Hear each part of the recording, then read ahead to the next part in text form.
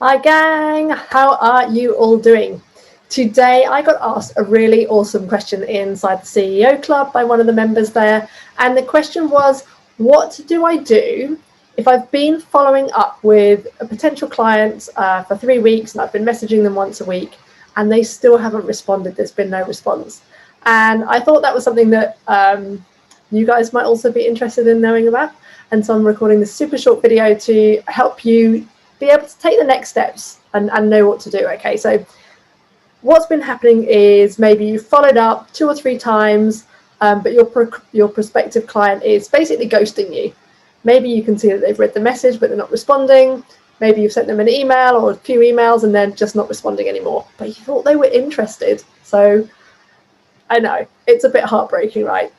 Maybe you can see that they've read the message. That makes you feel bad because you start to get worried that if you follow up again, you'll come across as like really awkward, you'll come across as desperate, spammy, grabby, and that is totally the wrong energy to be selling in, you guys. I'm sure you know that already. And then the last thing is that you don't want to lose them, but you don't want to piss them off either. And one way or the other, you're not going to have them as a client. Either you'll push too hard and they'll back away and you'll lose them, or you don't message them and you lose them that way. So you feel like you're in a lose-lose situation, and that kind of that desperation starts creeping in, especially if you're at the beginning of your business and you don't have stacks of leads, which we're going to come to in a minute. But what you really want, on the flip side, what you really want is that you want it to be easy and feel good for you when you're following up, right? You want it to be easy and feel good because most of us are not, or we don't think we are natural salespeople, but you also want it to feel good, whatever the outcome is, right? Whether they say, yes, let's start working together, obviously you'll feel good. But you also want to feel good if they say, actually, no, it's not the right time, or if they continue to just ghost you and disappear off the scene. And also, you should want it to feel easy and good for your potential client as well, right? Sales should never be pushy. Sales should be, it's the right fit for the right person at the right time. So when we think about that, we can think of your audience. If we think of your audience as being like a big pie chart, right? The majority of your audience will never buy from you. Probably about half of your audience will never buy from you. A smaller percentage will be able to make a very fast decision about buying from you. And a larger percentage, like all of the rest basically, will be on the fence, perhaps for months, perhaps for years, before they decide that they're going to buy from you. And so that's why it's so important to be able to have that nurture process so that you can keep your people close to you. So I use my Facebook group, I use my email list, I use the networking dinners and things like that, so that you can keep your potential people close to you so that when they are ready, you are there, right? And make it as easy as possible for them. So for when my CEO Club member posted that question in the group, there were loads of really good advice came out from it. And one person suggested, which is a great idea, is to email them saying, if I don't hear from you by next week, I'll just give you a quick phone call to see where you're at with it all. Someone else suggested to send them a message just saying something like, I appreciate how busy you are. We've all got really busy lives. When's a good time to check back and see if we can schedule a call to talk about it? Or alternatively, if you're not interested anymore, just let me know and I'll take you off my follow-up list. What's really important here is that we're allowing that person to back out with grace. We never want to make our potential clients feel bad about not buying from us. That is low, really low. I've had it done to me and it's not a good feeling at all. And you don't want that on your karma record either. But what if you do those things and they're still not coming back to you? So I've got a few ideas for myself here. So if you don't have a pen and paper, then grab them now because I want you to make a couple of notes. The first thing is to ask yourself, are they actually your ideal client? Because they might not be. I've had some people who on paper would be an amazing client, but just something about maybe the tones of the emails that we've had backwards and forwards, or the vibe on the conversation, the rapport on the conversation, just has been a bit mismatched. And I don't want them to just be good on paper. I don't want their business to just fit, who I work with on paper.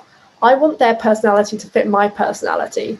And I want my personality to bring out the best in their personality. It's not just about a series of tick boxes. So are they really your ideal client? If they're not, then look at amending your messaging so that you can start to reflect more about who you do want to work with, and also more about who you don't want to work with as well. Then the next thing is if you've decided they are your ideal client in terms of fit, in terms of personality, in terms of all of that kind of stuff, what objections might they have had that I can address in my messaging for the next time? Okay, so they might have objections like they don't know. It's usually time, money, or self-belief. They might have objections around whether you've communicated the value well enough, whether they've got the time to actually do the thing and implement it. They might have a kind of internal objection over whether they can actually meet the demands of working with you. Okay, so it's really important that you address those objections in your copy, in your messaging, in your social media content, so that by the time your clients come to you on the phone, you've already been able to address almost all of their objections. And then it's a simple case of, are we a good fit or not? And by the time most of my clients come to me on the phone, they've already decided that they want to work together. It's just, are we gonna have a vibe on the phone that works for us both or not? So number 3 is a one-word answer, a one-word tip, and it's just next. Next. I have this on a post-it note by my desk when I'm doing my follow-ups. Who is next on my list? So always, always, always keep the new leads coming in, keep nurturing the new leads so that you never have to feel desperate about following up because you must have those clients, right? Not everybody is going to be your person. Not everybody's going to say yes right when you want them to say yes. So always remember that you've got the ones that you're following up, but at the same time you want to be bringing new people on as well. Okay, really important to be bringing new people into your circle all the time. Which brings me to my last point, right?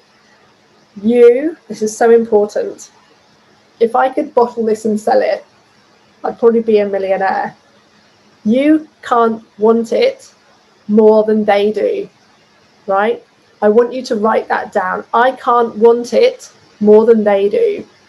You could bring the most delicious food to a picnic, or you could bring the most, healthy food to somebody, but you can't make them eat it. You can make it as easy as possible for them, but you can't do it for them. You can't make that choice for them. They have to make the choice. You can come so far, but the compromise is that they come the rest of the way to meet you. You can't force anybody into it, because if you do, it's not going to be a pleasant experience for anyone. There'll end up being resentment on their side, and they might not do the work, and they might not show up, and all of that kind of stuff. Once you embody a detachment from the outcome, everything becomes so much easier. So if you could take away one thing out of this, it would be that you can't want it more than they do, right? Super important. If you need a hand with any of this stuff, by the way, how to bring in new people into your audience, how to perfect your messaging, how to follow up and sell, especially if the thought of following up with people, having DM chats with people kind of makes you shrivel up and die a bit inside, then I want you to comment below or DM me, especially if you know that those are the kind of reasons that your business isn't growing. Comment below or DM me, and we'll talk about how we can make it all go away and be so much better for you. Hope that you've loved this video, and I will see you in the next one. Bye bye.